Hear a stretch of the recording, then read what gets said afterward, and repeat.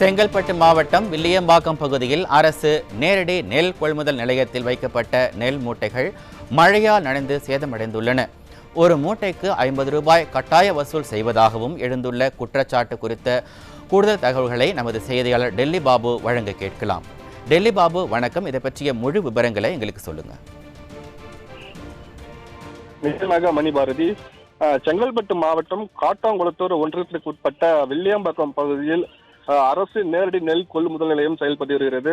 இந்த அரசு நேரடி நெல் கொள்முதல் நிலையத்தில் வில்லியம்பாக்கம், ரெட்டிப்பாளையம், குருவன்மேடு, குளத்தாஞ்சேரி, கொளத்தூர், சாஸ்திரம்பாக்கம் உள்ளிட்ட சுற்று வட்டாரத்தைச் சேர்ந்த சுமார் 10க்கும் மேற்பட்ட கிராமத்தில் சேர்ந்த விவசாயிகள் தங்களது நெல்களை அரசுக்கு விற்பனை செய்து வருகின்றனர்.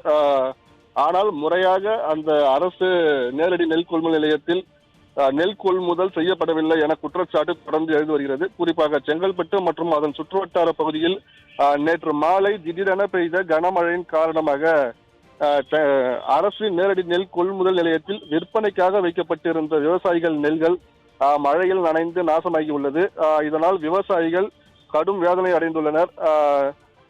சுமார் 20 நாட்களுக்கும் மேலாக நெல்களை கொள்முதல் செய்யாமல் காலம் தாழ்த்தி வந்ததாலே மழையில் நனைந்து நெல் வீணாகியதாக விவசாயிகள் வேதனை தெரிவித்து வருகின்றனர். குறிப்பாக செங்கல்பட்டு மாவட்டத்தில் இருக்கும் பல்வேறு அரசு நேரடி நெல் கொள்முதல் நிலையங்களில் நெல் மூட்டைகளை போட வேண்டும் என்றால் ஒரு மூட்டைக்கு 50 ரூபாய் வசூல் செய்யப்படுவதாக விவசாயிகள் குற்றச்சாட்டை முன்வைத்து வருகின்றனர்.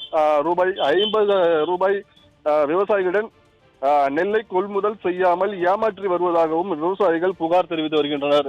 மணிபாரதி, விவரங்களுக்கு நன்றி டெல்லி பாபு.